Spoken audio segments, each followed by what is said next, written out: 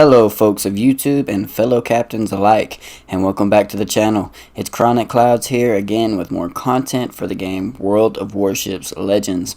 And in this video we're going to be giving our opinions of the new Tier 7 premium cruiser Bagration. I have no clue if I am pronouncing that correctly, but we're giving her all she's got, Captain. If you do find yourself enjoying my content, please do remember to subscribe as it helps the channel grow. But yeah, let's get into this. First, let's go ahead and look at our commander build and ship upgrades really quick. Feel free to skip to the battle if you want to skip this part. We have a level 16 legendary 2 Kuznetsov, and for his inspirations I have Nikolai von Essen to get better AP penetration angles by just a bit, and Isoroku Yamamoto for better AP penetration multiplier of our cruiser's AP shells. As you can see, it's an AP focused build, as this ship has a very good AP, especially versus other cruisers, as you will see later on in this video. And as you can see below, our ship's consumables and our ship's upgrades. And if you want to pause to get a better look at that, please feel free to do so. Now, let's go ahead and get into this replay, captains. No, you did. Alright guys, to start things off, we're on the map Atlantic. And yeah, we're going to see how well the Bagration handles in a legendary and tier 7 combination match.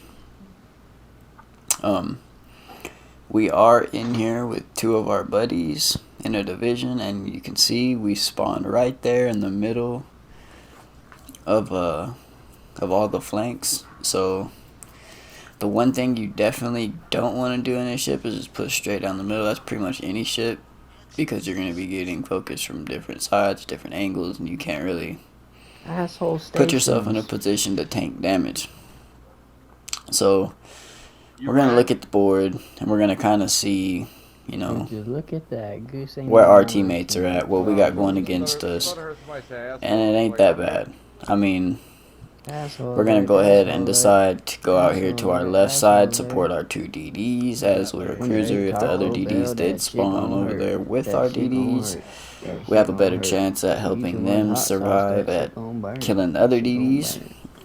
There's also a battleship there, so we can also provide him some support. We're also going to have our two division mates coming to help us. And right off the bat, we have a hipper pop up. And guys, let me tell you, the AP on this ship right here is pretty deadly. Right here on this first shot, we kind of whiff a little bit and don't get the RNG that we need. But watch these lasers. Look at this right here. From almost 16 kilometers. Look at that. Two citadels. Like right, just like that. At that range. Shoot another one out there because he's staying broadside. Why not?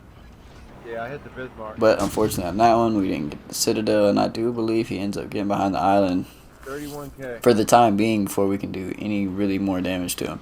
And as you see, all them shells coming in at us, because as most of you know, playing this map, it's pretty open water. So once you get out here in this open water, you're gonna have a bunch of really big battleship guns shooting at you. That can be a good thing, and that can also be a bad thing. And in the case of this ship, it's not a bad thing. Because yeah, it does have great AP, but that's not its one-trick pony. It also has that Russian HE. It's a really versatile ship in all aspects. We do catch the hipper. He's trying to peek out. He don't know what he wants to do. But as you see, we got a Yamato, and I mean, all the battleships are right there. And if we can stay spotted and continue to shoot at these ships, irritate them, and make them shoot at us and not shoot at our teammates, it allows our teammates to put themselves in better positions to help us afterwards. So we don't want to get too far. Like right here, we catch ourselves trying to go a little bit too far, and we're going to cut it back in. But yeah, you stay at range, switching targets, doing this right here. Of course, if you didn't have all these battleships over here, you would be able to push in and handle up on the cruisers or the destroyers. But unfortunately, in this case, there's too many big guns for me to push up there, because I will get erased. This ship, it's not it's not a battleship, so you're not going to tank too many shells. If you get hit, you know, undecently angled, you're going to pay for it. You can bob and weave in it, and sometimes you can get shells to bounce off your armor. And I mean, that works for me a lot when I'm going against battleships. You still do get that random shell that just hits you and completely just annihilates you, takes half your health, or you know, just the RNG of the gods. It don't happen. I'd say too often, maybe. I can't even give it a percentage, honestly. It does happen, but not as often as you would think, as long as you're positioning yourself right. If you throw yourself out of position in this ship, you will pay for it. I mean, that's really any cruiser you think about it. So, just kind of try to play this ship to its strengths, and you'll do fine. I hear a lot of people calling this ship garbage or saying it sucks. It's one of the worst ships in the game. It's not worth it as a premium ship. But let me tell you guys, I think this ship is very worth it. It may not have the, you know, the radar like, you know, its counterparts. It's, you know, Ochakov and Chapayev don't have that radar. That kind of does suck, and it will hinder you in certain situations whenever you're trying to spot certain ships like destroyers or whatever in the end of the game and you're chasing them down, you can't spot them. It kind of does hinder you a little bit. But at the same time, if you're playing as a team, that's when this ship right here shines. You need your team to be doing what they need to be doing. Not so much the battleships and the cruisers, but the destroyers. If the destroyers are actively killing other destroyers and spotting, you will do very well in this ship. And it does help to have teammates. But the Hipper decides to go ahead and pop back out.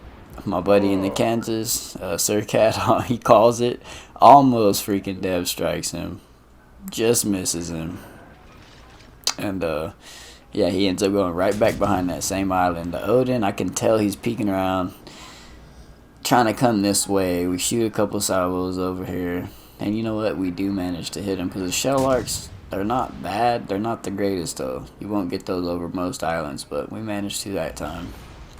Set 2 fires on him there, and I believe that those are temporarily permanent fires. And guess who we have over here? Nope, you thought it was the Albemarle. I did too whenever I first watched this replay back, but no, it's a Baltimore. So that means we have an Albemarle and a Baltimore out here. And a Fantask. Now that I see the Fantask, I switched my targets away from the Baltimore and the Albemarle. The Fantask is my main target. As long as I can keep him spotted, I'm going to be shooting at him, helping my teammates. That's how it should be. You got to be aware of the shells coming around you. As you see here, I'm kind of watching the map, seeing the angle that they're giving me, and I'm just bobbing and weaving, swaying and moving, just constantly doing it. We get these last shots right here off at the left Fantask before he unfortunately does get away right here. And now that we have this Baltimore pushing, we need to really get over here.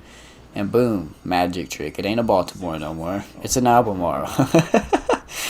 But that's fine. He's going to sit here broadside for us. This is the AP of this ship right here. And I didn't even position it right. If I'd have positioned it right, I would have dev struck him. But it's okay. We didn't dev strike him. But he don't change his angle at all. And even if he does decide to change his angle and turn in towards us, we have almost American AP pin angles. So I mean, this ship has really good AP versus other cruisers, like I said. We're sitting at 8 citadels now, 102k damage, and there's 8 minutes left in the game. Our team has lost 1 person, and we have completely steamrolled the rest of their team. We have 1 DD left and 1 cruiser left. The cruiser is the Baltimore, and like I told you guys, we ended this game with over 140,000 damage, and at the moment we only have 102,000 damage. So things are really fixing to get spicy. There's the Baltimore. He decides he wants to just show his location. We don't get no pin on that, and that's fine. We know where he's at. We kind of have a feeling we know what he wants to do. Our div mate HE Spam goes ahead and takes out the left Fantask. That leaves just this Baltimore. And he's going for a bum rush. And I you know what? I gotta say I respect it, because I would rather a ship turn around and push in and try to fight me at the end when he knows he's gonna lose, instead of just running away and just wasting everybody's time. Which I thought he was gonna do right here, because as you can see, he was turning away. But he manages to get turned all the way around and starts coming back behind this island right here. And we have our AP loaded. But he does come around here at a pretty solid angle. We do mess these first shots up. If I would have got those first shots right, we probably would have done a lot more damage. But now he's starting to turn in. We don't want to give him our broadside either, because he has American AP, and American AP does not play. We didn't set it up there, but we did get him for 7k, which is pretty solid. You know, superstructure damage is what it seemed to be. Take a gun out, 2k, and you know what? At this point, we're rushing him. We're not scared of him. We have torpedoes, and he does not. So what does that mean? We have the advantage in this situation. So just keep pushing, pushing, pushing. I load them torps, and that's a wrap. This was the Piotr Bagration. We ended the game with a victory, 144,000 damage, a high caliber, and a death strike. And to top it all off, we got top of the team with 2,754 base experience. You guys tell me what you think, and if you enjoyed the video, please drop a like. Do you guys think she's worth it? I know I definitely do. But until next time, captains, fair seas.